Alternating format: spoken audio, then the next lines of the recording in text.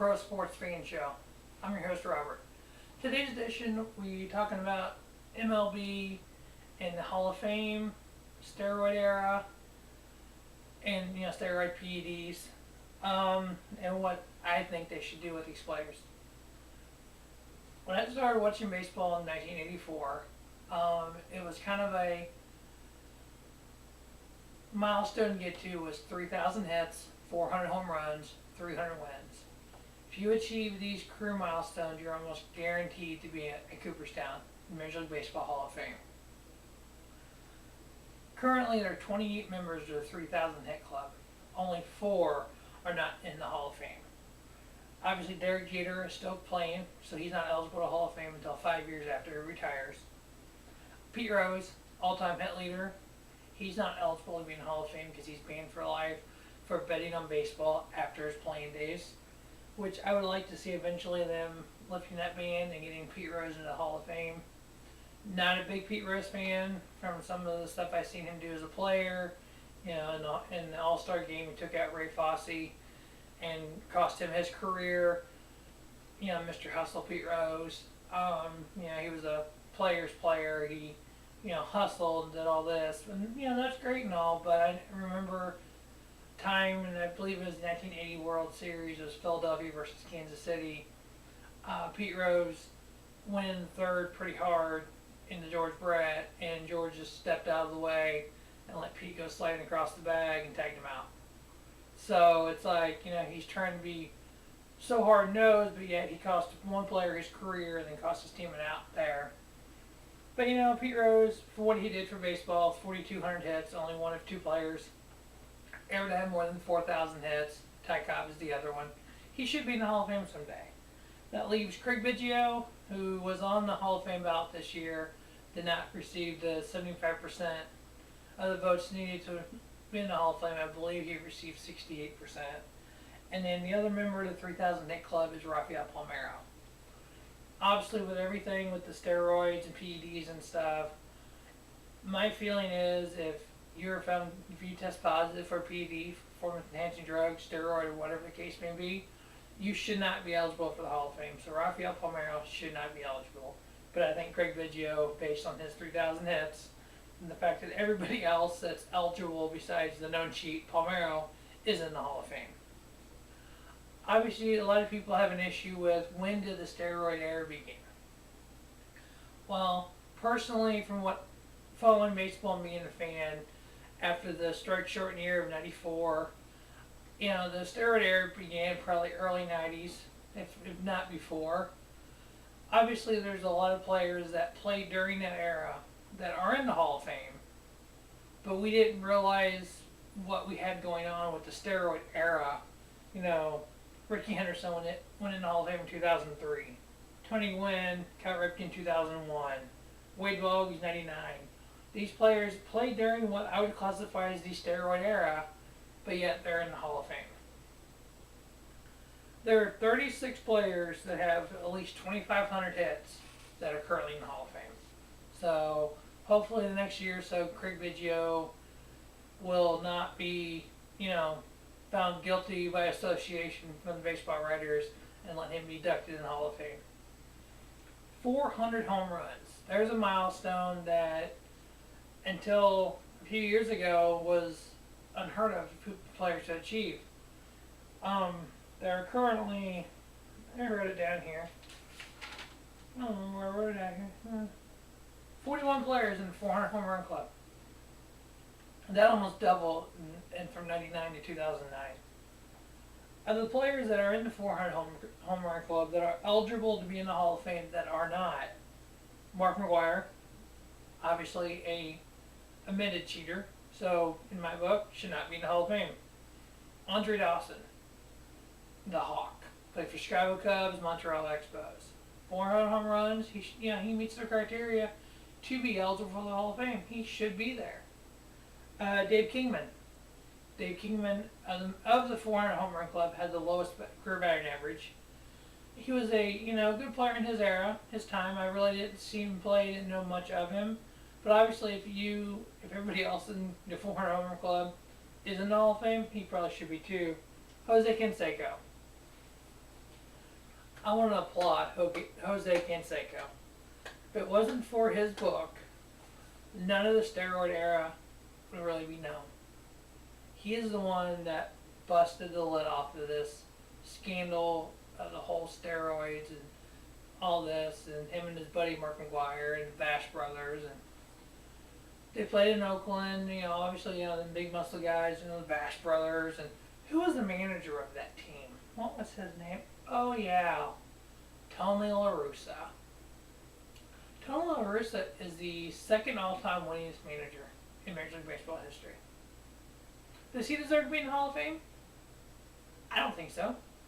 Obviously, when you have that many players, Jose Canseco, Mark McGuire, Ryan Franklin in later years, among other players, play for you that are known steroid cheats, obviously your numbers are tainted because of the steroid guys.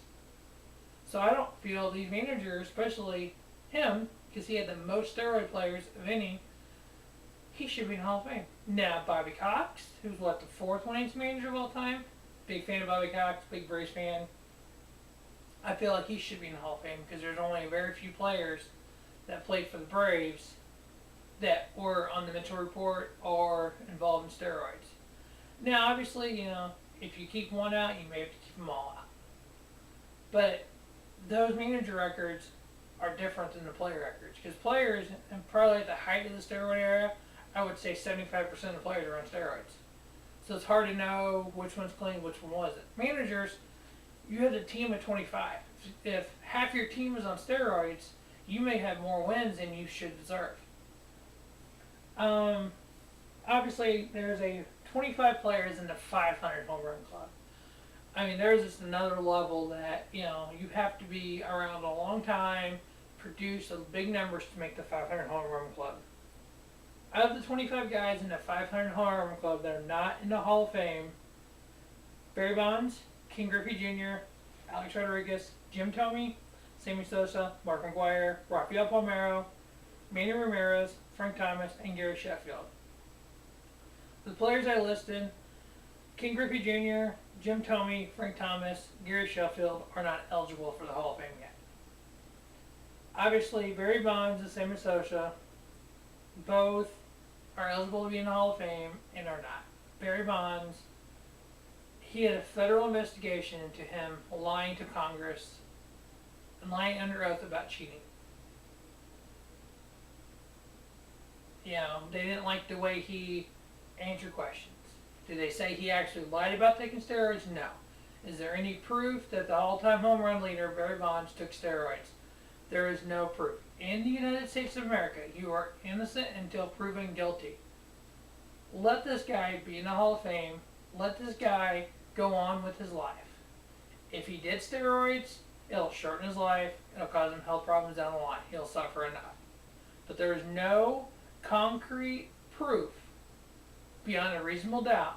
Like, you know, innocent until proven guilty. You know, same way with Sammy Sosa. There is no proof that he took steroids. Do we think it? Yes. Do we think because I'm Barry Bonds because his head got bigger and his arms got bigger? Yes, we think he did. But there's no proof. You know, Alex Rodriguez, he just needs to go away. I'm sorry. I mean, I used to be an A-Rod fan. You know, if he was clean doing all this, I'd be an A-Rod fan. I love records being broken. I love that player that just is better than everybody else, but does it right. You know, talk to him, you know, doing all these records and all that. I mean, that was awesome. You know, when he was with 18, 19, when he first broke in. But when he signed that first contract with Texas, 10 years, $252 million. I wasn't an A-Rod fan at that point. That's just ridiculous.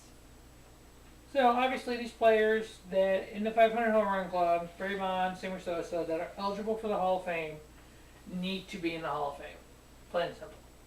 I just wish I had a Hall of Fame vote. 300 career wins. There are 4 players not in the Hall of Fame with 300 wins. Greg Maddux, Roger Clemens, Tom Glavine, and Randy Johnson. The only one that's currently eligible for the Hall of Fame is Roger Clemens. Again, the federal government went after this guy to prove he was lying. He was found innocent. Again, innocent until proven guilty. There is no hard evidence to prove that Roger Clemens took steroids. Now, did Brian McNamara, whatever the hell McNamara, say yes he did? Yeah, he did. But you know what? I can sit here and say, this person did this, that person did that. Hey, I have proof. I have a thing with blood on it that's Roger Clemens' blood. How do you know for sure? You know, the federal government went after him for it, and nothing happened. So, you know, I think he should be, 353 career wins, he should be in the Hall of Fame. You know, just like coming years when Greg Maddux, Tom Glavine are eligible, they should make the Hall of Fame. You know, they talk about people cheating the game and the purity of baseball in the Hall of Fame. There is a cheater in the Hall of Fame. Taylor Perry. He doctored the ball all the time. Matter of fact, there's a joke of it. He should have a thing of KY jelly in his hand on his Hall of Fame plaque. I mean, is doctoring the baseball that much different? No, it's not. It's cheating. It's getting an unfair advantage over your competition. Why would players like Roger Clemens, why would players like Barry Bonds, Alex Rodriguez, they have a Hall of Fame career on the cusp of a Hall of Fame career.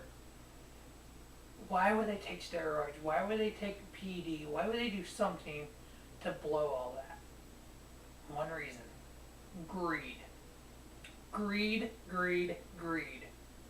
The owners got greedy with money. In '94, the lockout, or strike, whatever classified, strike. When they lost the World Series in '94, they lost a lot of fans. There was fans left in droves. What brought those fans back to Major League Baseball? The home run race. McGuire Sosa shooting for 61. Trying to be, Roger Maris had 61 and 61. Babe Ruth had 60, Maris had 61. These guys were trying to break that. What led to them eventually breaking that? McGuire hitting 70, Sosa hitting 67, and then Barry Bonds down the road hitting 73. Steroids. The owners knew what was going on. They were just taking money in by the millions. They didn't care at the time. Baseball salaries in 1980, Nolan Ryan made $1 million. In 1990, Robin Yount made $3.2 million. So during the 80s, it went up. Baseball salaries went up $2 million. From 1990 to 2000, in 2000, Kevin Brown made $15,714,286. So in 10 years, baseball salary went up $12.3 million. 2010, Alex Rodriguez made $33 million. So in the 2000s, it doubled. Come on. Owners are making millions. They're paying these baseball players millions and millions of dollars to play a game. Why? Greed from the owners. Steroids were bringing fans back. Merchandise sales are through the roof. And all of a sudden, Canseco's book comes out. The Mitchell report comes out. The whole PED scandal just blew up in the owner's face and Major League Baseball's face. The Players Association, the Players Union in baseball is probably the strongest union out there. Now they got all this stuff with PEDs on the Mitchell report. I looked at the Mitchell report. Barry Bonds' name is listed on there. Roger Clemens' name is listed on there. You can list all kinds of names on there, people involved in quote steroid era. Obviously we just suspended Ryan Braun for 65 games, failing a drug test. Alex Rodriguez is involved with all that. But listen to some of these names that were on that Mitchell report. They weren't Hall of Fame players. They were just good players, all-star level players. Chuck Knobloch, David Justice, Phil Hyatt really didn't have much of a career at all. Mike Stanton, Fernando Vina, Ryan Franklin. It seems like these fringe players, you call them, were on steroids trying to make the majors, but some of these high-profile athletes thought, you know what? If it's helping the little guy, I do it. Well, Agrod just signed this 10-year, $252 million contract. I want that. So if I hit more home runs, I can achieve that. Boom. The owners were paying these contracts. Players see, hey, this guy's cheating. He's getting this. Why shouldn't I? So there we go. Boom. Greed caused all this. How do you fix it? Honestly, I think cheating in baseball should be, 50 games, 65 games. What does that do for a player? Come on. You suspend him for a year, whoopie-doo. If you suspend Alex Rodriguez for a year, it's going to cost him his career. No, here's what you do with these players. You do like you do in real life. You rob a bank. You don't have to have a weapon to rob a bank. You just write a little note, slide it to the teller. The teller gives you money in the bag, you leave. Guess what? You get caught, you get 20 years in federal jail for that. Suspend them for 5 years. Suspend them for 10 years. Don't just spend, okay, the first one's 50 games, here's a slap on the wrist. Naughty, the second one's 100 games, slap on the wrist. Oh, come on, a third time, we'll spend it for a year. Drop the hammer from minute one. Test these players once a week. They can afford it, obviously, if they're making $30 million a year. Make them pay for the test. Have Major League Baseball and the Players Association get a lab. Make the players pay for their own damn test once a week, maybe twice a week. You will clean the game up if they know if I get caught, I'm gone for 5 years, 10 years. It's not a lifetime ban, but it's enough that they're going, you don't get paid for 10 years. You're not going to do it, I think.